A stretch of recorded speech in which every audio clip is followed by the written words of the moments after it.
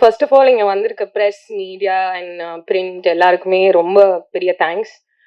ஒரு special token of அப்ரிசியேஷனாக எடுத்துக்கோங்க. Because இவ்வளோ நாள் எங்களுக்கு வந்து சூப்பர் சப்போர்ட் காமிச்சிருக்கீங்க and we really hope you continue to do so.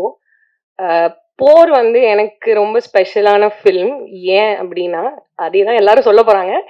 But வந்து எனக்கு ஏன் ரொம்ப ஸ்பெஷலான ஃபில்ம்னா, நான் வந்து ரொம்ப எனக்கு வந்து இப்போ சப்போஸ் லைக் ஒருத்தவங்க வந்து ஒரு ஃபில்ம் மேக்கர் கால் பண்ணுறாங்கனாலே ஃபர்ஸ்ட் வந்து இந்த மாதிரி நீங்கள் வந்து எப்படி ரொம்ப ஒரு டைப் காஸ்டான கேரக்டர்ஸ் தான் பண்ணுவீங்களா, இல்லாட்டி நீங்கள் வந்து இந்த காலேஜ் போகிற பொண்ணு, இல்லாட்டி இந்த பக்கத்து வீட்டு பொண்ணு, இந்த மாதிரிலாம் பண்ணுவீங்களா அப்படின்லாம் வந்து கேட்பாங்க.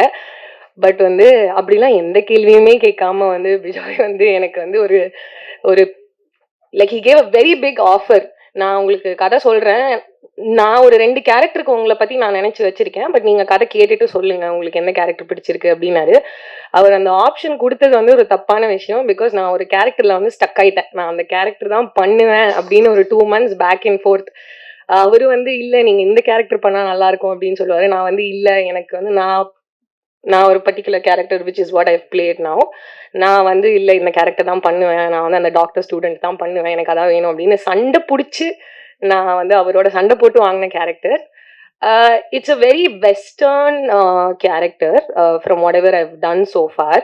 நான் இது வரைக்கும் பண்ணது வந்து ஜிகு தண்டாவாக இருக்கட்டும், சார்பேட்டாவாக இருக்கட்டும், அது எல்லாத்துலேயுமே வந்து நீங்கள் ரொம்ப ரொம்ப பாவமா ரொம்ப பெருசா பேசாத ஒரு பொண்ணு, இல்லாட்டி ரொம்ப வந்து நம்ம சென்னையில பாக்குற ஒரு பொண்ணு அந்த மாதிரி தான் பார்த்துருப்பீங்க. இதுல வந்து பயங்கரமா ஒரு ஷார்ட் ஸ்கர்ட், ஒரு கிராப் டாப் அப்படிலாம் கொடுத்து வந்து என்ன வந்து இந்தாங்க ஒரு பெரிய மரம் இருக்கு, இதுல ஓடுங்க, நல்லா பாட்டெல்லாம் இருக்கு அப்படின்லாம் சொல்லி ஸோ ஒரு ஃபன்னான எக்ஸ்பீரியன்ஸா இருந்தது. பிளஸ் ஆல்சோ காஸ்டா பாத்தீங்கன்னா காளிதாஸ் கூட தான் வந்து எனக்கு ப்ரிடாமினன்டான சீன்ஸ் இருந்தது.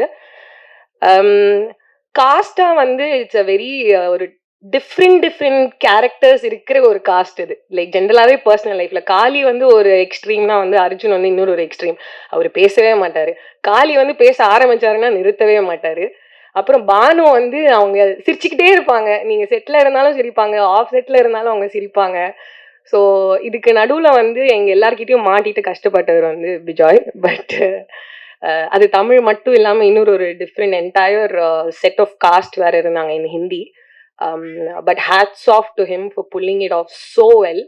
அவ்வளோ அழகா எடுத்திருக்காரு அந்த படம். அதுல இருக்கிற பிஜிஎம்ஸா இருக்கட்டும், விஷுவல்ஸா இருக்கட்டும், இல்லாட்டி சீன்ஸாவே இருக்கட்டும், ஜென்ரலா அவர் கேரக்டரைஸ் பண்ணியிருக்கிறதே வந்து ரொம்ப அழகா இருக்கும் பார்க்கறதுக்கு. உங்களுக்கும் நீங்க தியேட்டர்ல பார்க்கும்போது பிடிக்கும்னு நம்புறேன். So thank you so much Vijay for giving me this opportunity.